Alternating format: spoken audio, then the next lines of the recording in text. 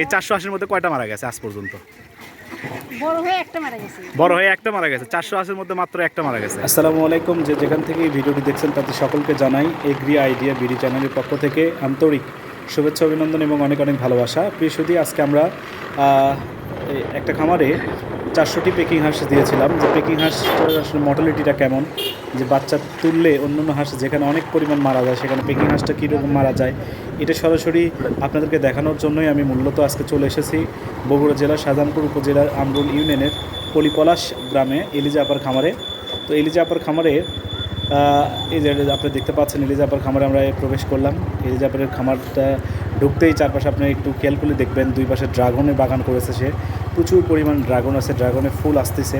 পাশাপাশি আরেকটু যখন সামনে যাবেন এই পাশে একটু ড্রাগন আছে, কলা আছে, এই পাশে পেঁপে আছে, আবার হচ্ছে কি সজনা চাষ করেছে এবং আবদ্ধ অবস্থায় সে হাঁসগুলো পেকিং হাঁস পালন করছে। পেকিং এবং জেন্ডিং আছে, ক্যাম্বেল আছে।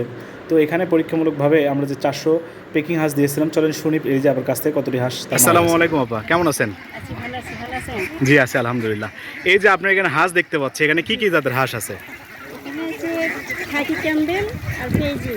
বেইজিং, আচ্ছা। খাকি ক্যাম্বেল কতটি আছে, বেইজিং কতটি আছে? খাকি ক্যাম্বেল আছে 600, 600, বেইজিং আছে 400। 400, মানে টোটাল 1000 হাঁস আছে। ওকে, এই হাঁসগুলো যে আপনি কিনছিলেন, এই হাঁস কেনার পরে আপনার ধরেন মানে মারা গেছিল কীরকম এই পেকিংটা, বিশেষ করে যেটা হচ্ছে আপনি আমার মারা যায় না ভাইয়া। মানে এই 480-এর মধ্যে কয়টা মারা গেছে আজ পর্যন্ত?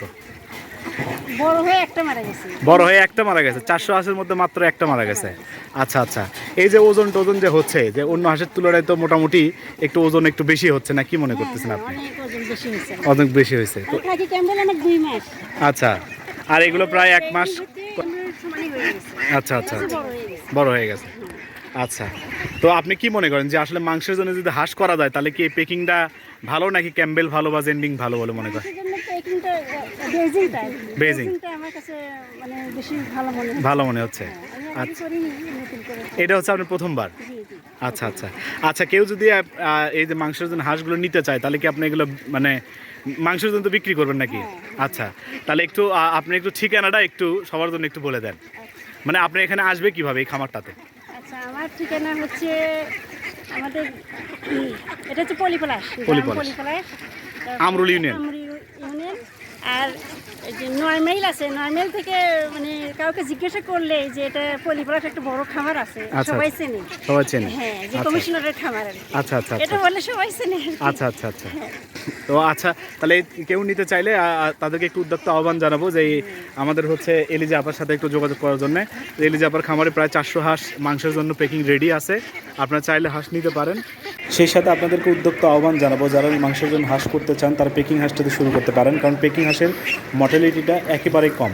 400 হাঁসের মধ্যে মাত্র মারা গেছে একটি, তাহলে বুঝুন হাঁস যদি মৃত্যুর হার কম হয় তাহলে লাভটা কিন্তু অটোমেটিক বেশি করার সুযোগ আছে। ধন্যবাদ, ভালো থাকবেন। যে কোনো প্রশ্ন থাকলে আমাদের ইনবক্সে কমেন্ট করতে পারেন।